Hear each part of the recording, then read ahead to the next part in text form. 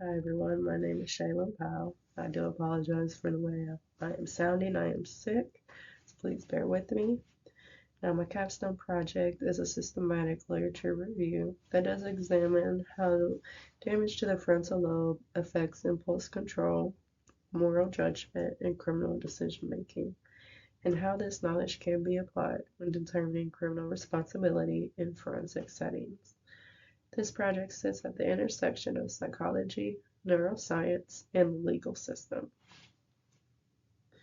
Today I will be walking you through the overall project, why I chose this topic, and why it's important.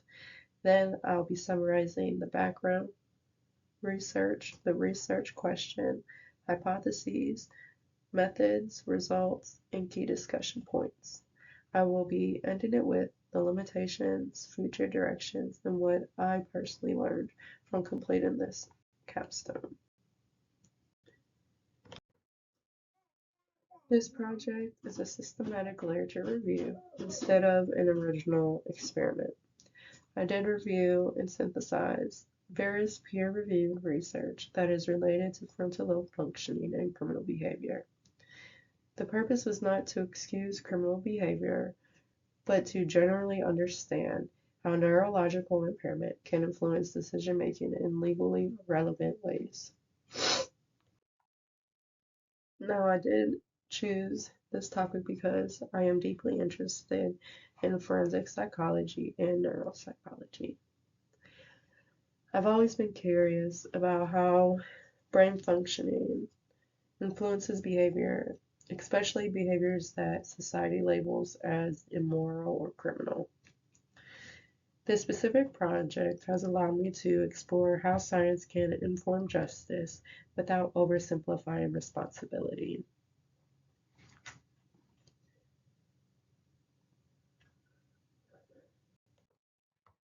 Historically, criminal behavior has been explained using environmental, social, or personality-based theories.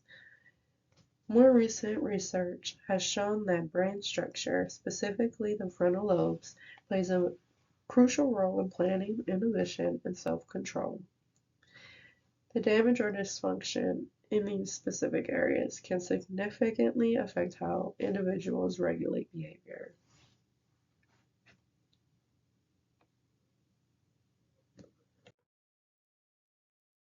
This topic matters because frontal lobe impairments are relatively common in forensic populations.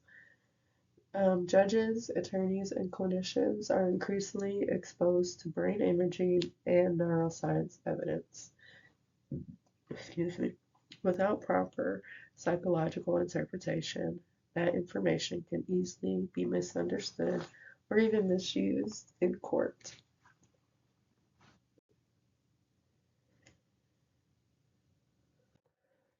The research question that helped guide my project was, how does damage to the frontal lobe affect impulse control, moral judgment, and criminal decision making? And what implications does this have for determining criminal responsibility in forensic settings?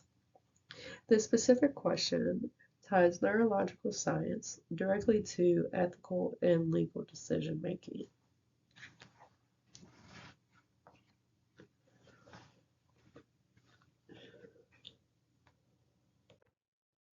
Based on the literature, I did expect that damage or dysfunction in the frontal lobes would be associated with increased impulsivity and reduced behavioral inhibition. I did also hypothesize that impaired emotional regulation would, in fact, weaken moral judgment. Finally, I also expected that neuroscience would help inform responsibility assessments instead of eliminating accountability.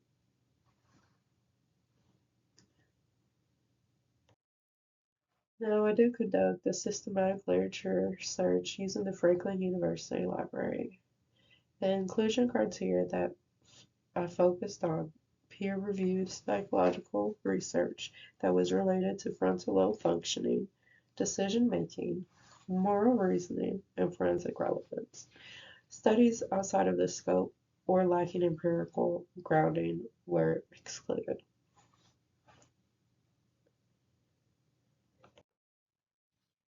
When selecting the final articles, I did conduct a qualitative thematic analysis. The articles were grouped into major themes that includes executive functioning, emotional regulation, development, and forensic responsibility. Now, this approach allowed me to compare findings across the studies instead of summarizing them individually.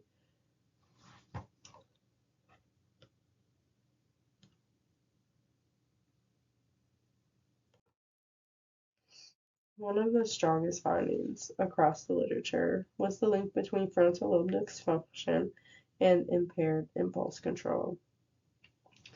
Now, individuals may act quickly, struggle to inhibit urges, or fail to consider long-term consequences. This does help explain certain forms of reactive aggression and risk-taking behaviors.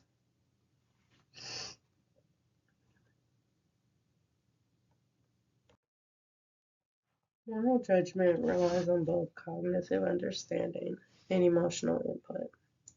When frontal limbic connections are disrupted, individuals may understand rules intellectually, but they could still lack emotional deterrents, such as empathy or guilt. This kind of emotional disconnect could ultimately lead to morally inappropriate or harmful decisions.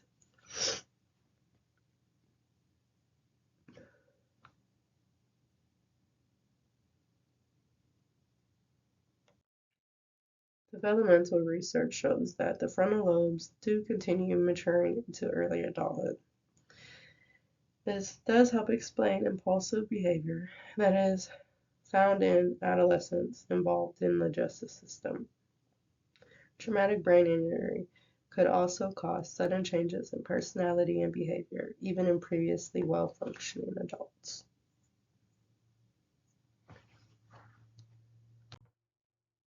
Together, these such findings suggest that frontal lobe dysfunction does increase vulnerability to criminal behavior. However, this does not mean individuals lack all responsibility or control. Neuroscience should be used to provide context, guide rehabilitation, and inform sentencing, not to replace legal judgment.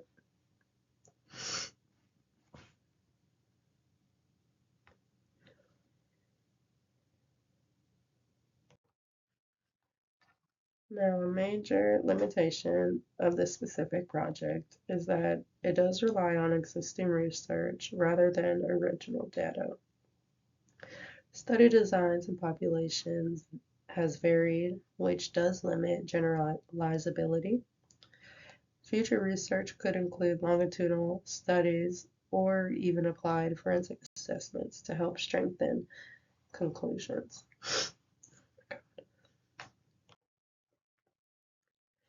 This project has helped strengthen my ability to not only analyze complex research, but also synthesize findings across various disciplines. I did gain a deeper understanding of ethical responsibility that is in forensic psychology. It has also confirmed my interest in pursuing graduate training in forensic neuropsychology, as I do want to become a forensic neuropsychologist.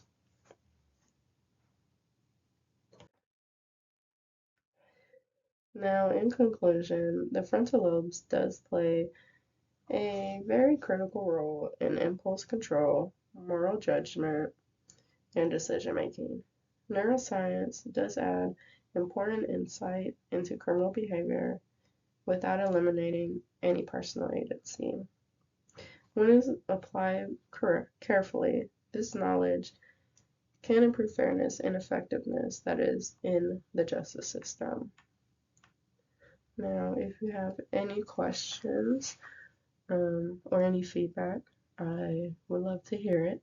Other than that, that is all that I have for today, and I hope you enjoyed my presentation, and I hope everyone has a great day. Thank you.